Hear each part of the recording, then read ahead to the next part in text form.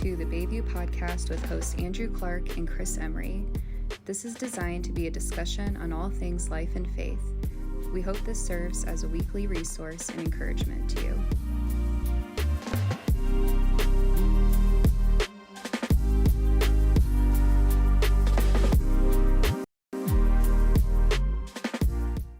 What's going on, everybody? Welcome to another episode of the Bayview Podcast. I'm one of your hosts, Andrew Clark, joined as always by Chris Emery. How are you, sir? I'm doing very, very well. Good to be with you. Good to have you here. Yeah, buddy. Yeah, man. Yeah, buddy. Nah, man, it's good. It's good days, and yeah, I mean we're well into fall, which means we're super far into, just in a good way, I guess, the busyness, the rhythms, the routines. Mm-hmm. I know I'm not the only one that feels this way. By the time we get through the end of spring, I'm ready for kind of a bit of the looser schedule of summer and just kind of the more spontaneity.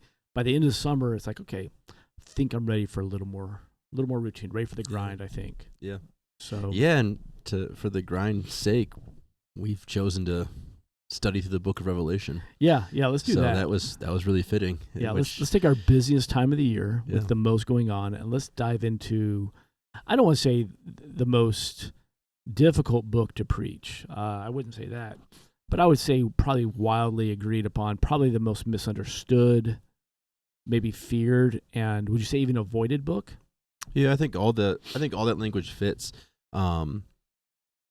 I think what tends to happen with Revelation is and I kind of talked about this Sunday, there are scholars out there who really think it is more in line with like a J.R.R. Tolkien and like C.S. Lewis and like more of a story than it is a straightforward like letter like we're used to teaching and preaching out of from Paul. Yeah. Where it's like, do this and this is how it shows your faith, right? Yeah. Like a very straightforward where this is like, there's a lot of imagery and there's a lot of, there's 7 churches and John's writing it and it says he had a vision. And so I think it just, I think to say scared, difficult, avoided, like it's just. And probably misunderstood because I do like what you're saying. I think a lot of people approach it like it's literal imagery. That John is saying, okay, here is this 7-headed dragon. Here is this man with a sword coming out of his mouth. And I think what we need to understand, and this maybe sets a good baseline, because that's kind of what Sunday did, and you did a beautiful job with that, is that the style of writing that John is doing here with Revelation was very familiar to the people of the time, because they had Ezekiel, they had Daniel, they had some of the Old Testament books. They were written in what is considered symbolic imagery. Yeah, symbolic, apocalyptic type literature was really a big deal, which the word apocalypse just means revelation. It means to be unveiling. You said that, to be seen. Yeah. So you're right. Like it is all literature and all things that like to the people he's writing to in these 7 churches, it would not be. I don't think they would have gotten it and been like, whoa, this is some crazy comic book. Like, how do I think they they probably would have vibed with it. They would have been able to understand it. Yeah, I think you're right. Because again, it also used a lot of Old Testament verses, imagery, references. In fact, I read something recently that was saying there's 444 verses in the book of Revelation.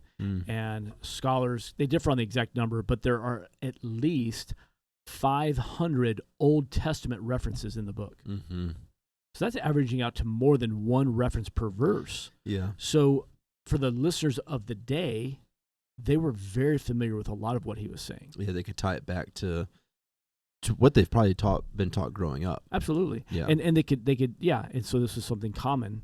Yeah. And so we have to keep it in that perspective. Also, maybe we could even make sure we reiterate, so what is our purpose or what is our hope of accomplishing? Because we're doing Revelation for the next 8 weeks, or 8 weeks total. Let's be clear. We're not going to scratch the surface of what all's here in 8 weeks. Yeah. Our goal is not to say in 8 weeks we're going to give you an exhaustive breakdown of everything that's in the book of Revelation. Yeah. That would take months, if not more. and you probably still have to go back and start over and do it again. Yeah. I think our heart on this is, one, to help unpack it so we can see its larger meaning. Yeah. That is, as you said, Sunday, it's a promise, it's a blessing, it's a letter. I think also to take maybe the fear out of it, and make it approachable, so that people can appreciate it, that this is a blessing from God. He's blessing us with this book. Yeah. And I think there's a lot of people that have avoided it. I think there's others that have probably done a deeper study and they've walked away with some misunderstandings. Sure. Yeah. I think it's very real. Yeah, and I think I didn't do the best job at even speaking to the fact of there's a lot for you and I, there's a lot of resources that we're drawing from and a lot of trusted individuals and people who have put a lot of time into the study of this book. I have documents of information from a professor of mine from college named Dr. Phil Long, who teaches a full class on the book of Revelation. And he's gave us the stuff, and pastor in Tulsa, Oklahoma named Whit George. And so some of these guys who have, are smarter than you and I, if we're being honest, and much and have just put a lot of study into it, which has helped, because I think to your point of the misunderstanding, I think it's easy, and I don't blame anyone. It's easy to kind of get lost in the imagery and almost ask the question well, what if that's what it means? And we want to control it almost, we want it to make so much sense to us that it's easy now to be well, yeah, that beast, it's got to be some superpower if it's going to be the future, right? And I think for a lot of people, that misunderstanding, it would make a lot of sense to walk away after reading it and just being I think I got something. Yeah. And so, which is why I think we're doing the podcast with it. Yeah. Our Bible studies are going through it, because we could probably be in this book for a long time and probably even then still scratch the surface on a lot of it. I agree. I would encourage you, if you're listening, if you attend on Sundays, if you can attend any of our Bible studies, we're offering 5 different opportunities every week to come here and dive into this book with us. So a lot of opportunities. We're giving you every chance we can for you to come and dive into God's Word with us. I would encourage you to make sure you have the proper expectations. That's good, yeah. If you're expecting us to help unlock some mysterious code, that's not what we're going to do, and that's not what is meant here. If you're expecting us to give you the date of when Jesus is returning, wrong podcast, wrong church, probably wrong Bible. Even if you're expecting us to confirm or validate or even prove false conspiracy theories, we're just staying away from all of that. Yeah. I don't think, we say this term often in other contexts, that God is not the author of confusion. And that is true. God is not the author. He's not the creator of confusion. So he certainly is not going to give John this revelation, give us this book, which is God-breathed, and then set us up to be confused, afraid, and have controversy around it. Yeah. That's not the heart. In fact, if you read the book through, front to back, which I encourage you to do more than once, you'll find that it actually begins and ends with a promise and a blessing. Yeah. And I think that that's something to see, that this is a book of encouragement. Does it have apocalyptic moments where, again, not saying here is the exact way the end of the world will go about. It's an unveiling of what to expect. Yeah. But I think you mentioned the beast, and I think the best way to say that is not asking ourselves, who is the beast? What will the beast look like? I think the better question is, well, in this context, what does the beast represent? Sure. What could that possibly be? So I think I think we have to kind of stay in that lane more. And I think you did an amazing job Sunday. So, Pastor Andrew, you kicked off the whole series, and it was really from that angle. Here's how we're going to approach this book. Here's how we're going to hit Revelation.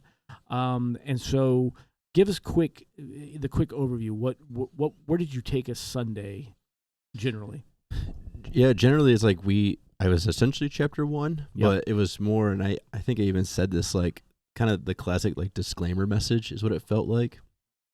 But more the intention of what you were just saying of yeah, we're going to read some things and talk about some things that a dragon, a beast, what are these lampstands, scrolls, like all these things that just kind of get talked about and spoken to. And it's been really easy, I think, with Revelation, like we've said, to be scared of it or to have preconceived ideas of it. Right. And so my encouragement was to put those aside and like, let's just lean into the book. And kind of share where we're not talking about, like, again, you won't find the United States. You're not finding other superpowers in this. Like, it's no AI and microchips. Like, there's all that stuff that kind of Revelation has been taken to use. Right. But we're really leaning into more or less, okay, like, what's the context? Okay, It's John on an island. He's writing to real people, which is, I think, was really key. The people he's writing to, they need encouragement. Encouragement not only for them as a church, which we'll talk about in the weeks to come of what's the expectation, but the Roman government hates them. And then, so within the context of it, okay, so these are real people, real places, real faces. Like, I think that's really important for us to remember. That's the letter versus prophecy, which it is both. It's a letter and a prophecy. But it wasn't him writing to the church of 2024. And that's where we talked about the idea of, not to us, but for us. Correct. Which that's the whole of Scripture. Right. And I think that's what sometimes we have to remind ourselves, like, that yes, we can learn a ton from the letters Paul wrote. You know, Ephesians and Colossians and the Corinthians and all these letters and books of the Bible now. But he was writing to real people. Right. Which to me, at least, and I would assume you, gives it even more maybe authority, more power, because it's like, okay, like, this is not just him guessing, not just him assuming he knows what the future is, but he was writing it to people saying, man, this is how you strengthen your faith. And we can then, the for us part is the fact that we can still glean and learn and take from today. Absolutely. Revelation is the same. Yep.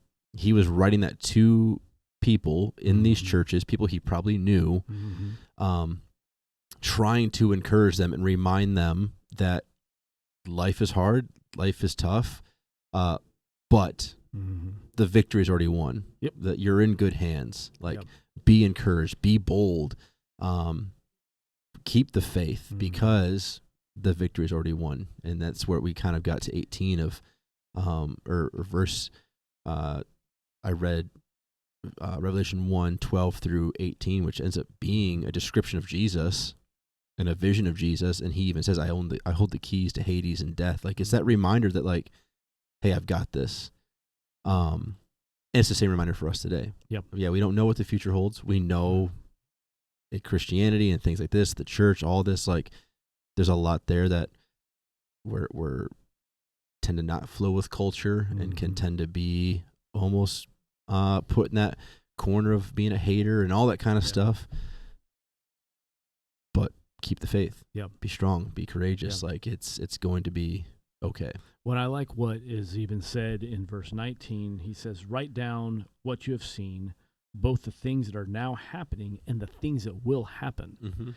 And so he's writing for the here and now and for the when and then. Yeah. And I think we have to also approach it that way, that as he's writing to these churches, he's writing for the church. Yeah. And like you said, through all of his letters, that's what it is. He's writing to Timothy, but as he writes to Timothy, there are things for us in that letter. And so that's where we have to approach the book. And I think there's one more important thing, and we'll break down some of the wording here in chapter 1 then, is there is a warning at the very, very end. And I think this is where we need to continually remind ourselves. And it says this in verse 22, verse 18, if anyone adds anything to what is written here, God will add to that person the plagues described in this book. And if anyone removes any of the words from this book of prophecy, God will remove that person's share in the tree of life in the holy city that are described in this book. And I think that that's a really big warning, is that we are not here to add. Yeah. We're not here to add. We're not here to go in and try and figure things out. God has not hidden something here for us to unlock that's adding to the book. That's good. We are to take what he has given us, and he says it way back in the Old Testament. The things I've revealed to you, that's your responsibility. The things that are mystery, those are mine. what he has given us, we take. And this is very much a book written for the church of today. Yeah, that's good. For each of us today. And I think that's the best way to hit it. Yeah. So you gave a couple contrasting statements on Sunday that I thought were super good. And I know that, again, I appreciate you giving shout outs to those that have offered resources to us. Again, we've listened to sermons, we've read, we've received notes. Just incredible people that have been a resource to us on this one. The first one you said this is that the book is both a prophecy and a letter. Yeah.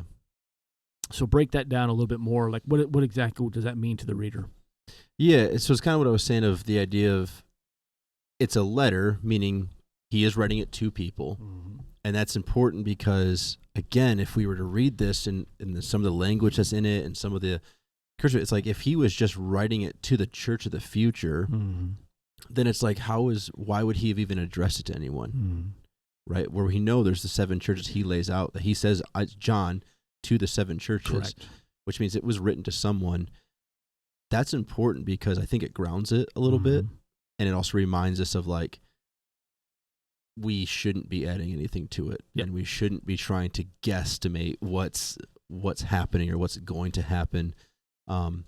He is trying to remind people who are dealing with an emperor named Domitian, who the Roman Empire itself is really trying to squash out Christianity. Some of the stuff we've seen, like there's letters between governors that like are really kind of this open dialogue between them of just like, what do we do? This is what I'm doing. This is it's not working. I wish they would just get on with it. Some of that stuff I think is important. It's valuable to be reminded of like, this is real life. If it was just a prophecy, the point I try to make with that is it kind of puts it in that space of, well, I can't control it. I don't understand it. So what's it have to even do with me? Yeah. It might not be for me if it's way in the future. Yeah. And so all of a sudden we start keeping God's word, which we know is eternal. It's true. It's pure. Like we keep it at arm's length. Right. And instead of kind of marrying the two together of, yes, it is a prophecy, but it is a letter, meaning it's, again, the to us, not to us, but for us, we can bring it close. There is things to learn and grow from out of this book. I totally agree, and I think that that's important. And John did know exactly who he was writing to because he names the churches by name. He mentions the things going on in each church. And, we'll dive into chapter 2 this next Sunday. But of all the chapters in this book, chapter 2 reads more like some of Paul's letters. Yeah, that's true. It's very practical and very much like, all right, well, you're doing good here, but let's talk about this. So we do take a little bit of a preemptive breather from the symbolism to just get some nuts and bolts of like, hey, here's the reals. And so I think that makes the book more personal. Yeah, that's true. It's not just an end times book. And I think it falls in line with the bulk of the New Testament, of what Jesus teaches us in reference to the end times or eschatology. And that is that the goal of all of these moments is not for us to sit around and guess, unlock, figure out, solve. It is to say, hey, at some point, these things will happen. I am coming back. And because you don't know when and you don't know how long out there this is, you have one job in the meantime: be ready and be the church. Yeah, and you could argue John is kind of pulling the veil back or pulling the curtain back a little bit, and he's letting us kind of see what is not seen, right? Sure. Like there's this idea of some of the language that it's in the book itself of like maybe things that are happening or have already happened even that are taking place or will take place that we won't get to see. Which is kind of the cool part of, I think, what John is trying to do and the revelation he received is there's like the supernatural or the more faith tied to it of what's going on behind the scenes. Yeah, absolutely. And so let's dive into that because it's you hit the prophecy letter, and then you had a really good statement. You said, I believe this is exactly how you word it, that this book is meant to be obeyed. And I think that comes right out of verse 3. It says, God blesses the one who reads the words of this prophecy to the church, and he blesses all who listen to its message and obey what it says, for the time is near. Mm-hmm. And I know people love to get hung up on the time is near, the time is near, the time is near. Mm-hmm. I think you said this on Sunday, but the moment Jesus ascended into heaven, and that portion of his life came to a close, we instantly entered into the end times. Mm-hmm. The clock started ticking. Yeah, I don't want to say I don't believe it. I don't really think there's going to be all of a sudden this dramatic transition of like, now we're in the end times. It goes, no, we are just in the end times. Yes. Like it's an already happening type scenario, which then encourages then, okay, if the time is near, so if you fall in that camp of like, that could be tomorrow, which it could be, don't be afraid. It should, again, embolden us, encourage us to like, listen to the command and the blessing that comes. The blessing is that of those who listen and obey and take it to heart, right? To keep it. They will be blessed. We're encouraged then to live a life boldly proclaiming Christ as if he was coming back at any moment. Yep. And I think that's what sadly gets twisted, is there's the fear element tied into that of like, okay, if he is coming back though, that's a good thing. Yeah. Yeah. And in us not knowing, yes, we can't control it, which I think that's the biggest issue with a lot of this, is it's something out of our control that we just become afraid instead of living a life that says he could be back tomorrow, so I want to make sure people know who Jesus is. How much of that fear is behind a lot of maybe the conspiracy theory or even some of the crazy cults we've seen over the years of people saying, I figured it out. Here's the date. We've maybe said it here before. I know I've said this before from a platform, and that is that we fear what we don't understand. Yep. And what we don't understand, we fear because we can't control it. So if we can bring it into some realm of understanding, then we can control it, and then I'm not afraid. Yeah. And that's just human nature, and we do that with the Word of God. And so I think that is driven behind, like, well, this doesn't give me black and white answers, so let's create something that I can cling to. And if I can understand, like, oh, you mean 7 + 7 + this, and then carry the 1 and underline this word, and then hop around the room on 1 foot, then I got it. Yeah, and that's the danger when we tie the book to that idea of apocalyptic literature. Yeah. And I think I try to make that point too. Is that we think of apocalypse as end of the world, fire, brimstone, start of the Walking Dead, like fill in the blank, Last of Us type vibe, where like it's going to be this like, wow, it's going to be terrible. Right. And it's like that viewpoint then gets used and manipulated, and that's where you see, like you just said, cults come out of that.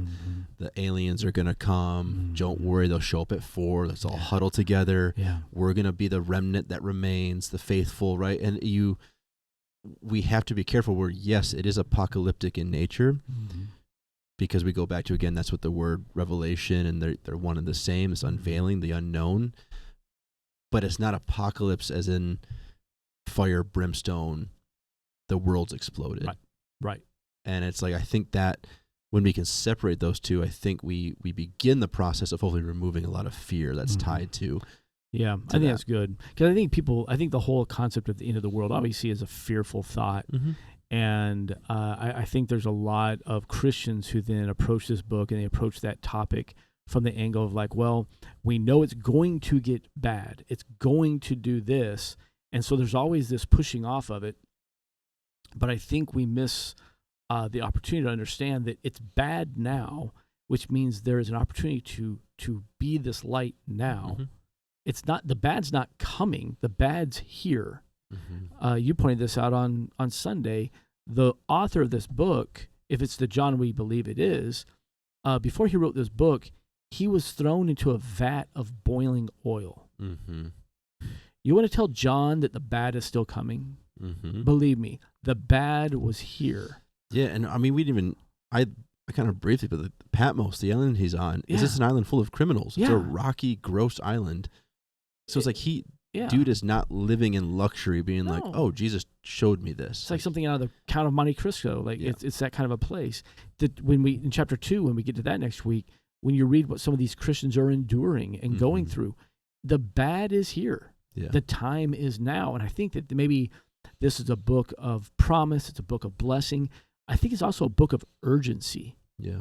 not because hurry up, clean up, dad's coming home, but hurry up, let's get busy because we don't know how much time we have left. Yeah.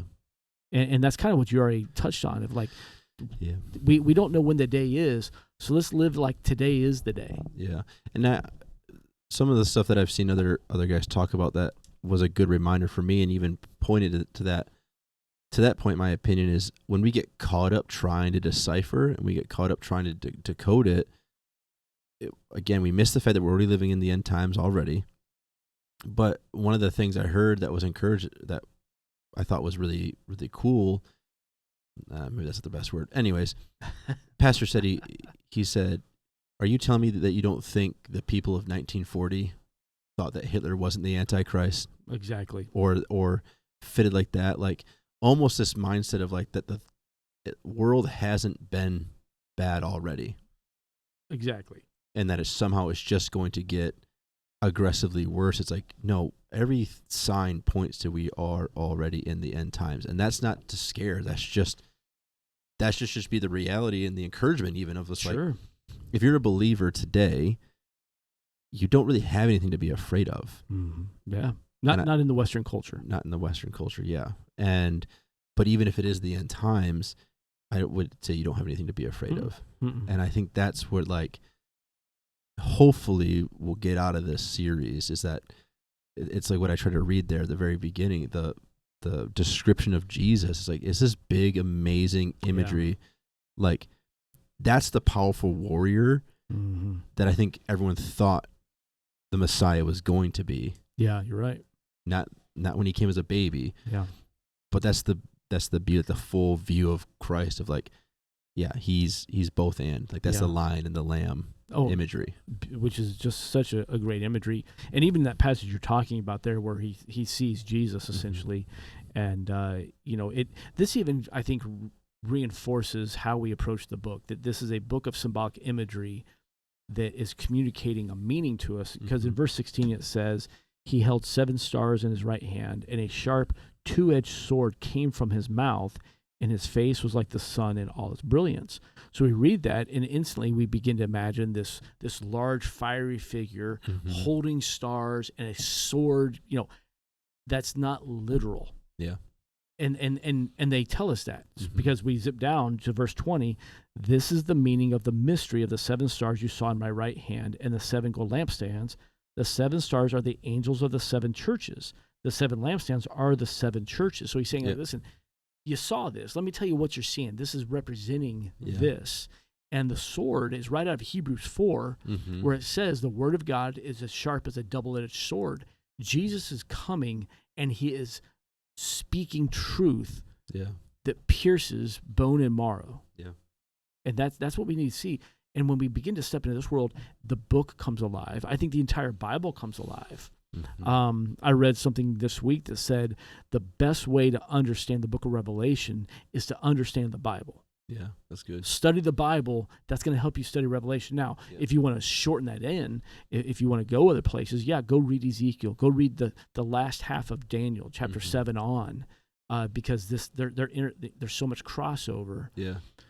But let's live in this place like, okay, what is God communicating to us today as the church for us to take and obey from this book? Yeah, that's good. And I just think that puts us in a receiving posture of what this is all about. Yeah. No, I think that's so true. And I that was my hope, and that's why even like talking, and I talked to a couple people even afterwards.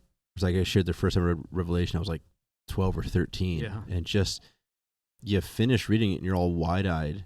And it's like, so I don't want to like dog someone who's like read it and it's just like, I don't know what's going on. Like, but when you actually do slow down and you begin to put it through the lens of what the context is, who's it written to, what's the encouragement side, that open hand posture, all of a sudden you get to see the beauty of it. And that description you read of Jesus goes from this kind of crazy, wild imagery to all of a sudden you're like, whoa. And I think that happens with the whole of Scripture. When you understand why Paul was writing what he was writing in some of his letters, or you understand what was going on in some of these places, like, it begins to like, your eyes begin to open to like, I think the reality of who Jesus is and what he was he was trying to do, what God's plan is. Yeah, I think so too. And I think there's really a great opportunity, again, right out of chapter 1, because as we said, a lot of times we come to this book, we're afraid, we're unclear, we avoid whatever it may be. I think we see Jesus understanding that right here, because we see John beginning this process. He starts writing to the churches there in Asia. He starts talking about the first part of the vision. Yep. And here it is in the vision. He sees these things. He sees the Son of Man. He's wearing a long white robe with a gold sash. His head and hair were like white wool. His eyes were flames of fire. His feet were polished bronze. His voice thundered like the mighty ocean waves. He held 7 stars. He had a sharp two-edged sword coming from his mouth. I feel that Jesus and God the Father, as this is happening, they see what's happening with John, because this is a lot. It's a lot to take in. Yep. And I'm not saying that they didn't see it coming. God's sovereign, He's almighty, He's omnipotent, He knows. But we see this I think we see this tender moment here where, before we go further, because there's a lot more to come, in the moment where you're seeing me, all of a sudden it's like, when I saw him, I fell at his feet as if I were dead. All right, so, oh my gosh. Yeah. Like fetal position. Yep. What's happening? Yep. Jesus is like, okay, I know this is a lot. So what do we see Jesus do? He laid his right hand on me and said, don't be afraid. Yeah. It reminds me so much of when Jesus started appearing to the disciples. Yeah. And I think of, we talked a couple months ago about Thomas and his doubts and that whole interaction he has with Thomas, right? It's the whole, like, appears before him, do not be afraid, peace be with you, here, touch my wounds, all that kind of stuff. What gets missed, in my opinion, is that we always focus on that interaction that Jesus has with Thomas, the whole, like, don't be afraid, be at peace, touch the wounds. A few verses earlier, when Jesus appears to the disciples for the first time, he has the exact same interaction.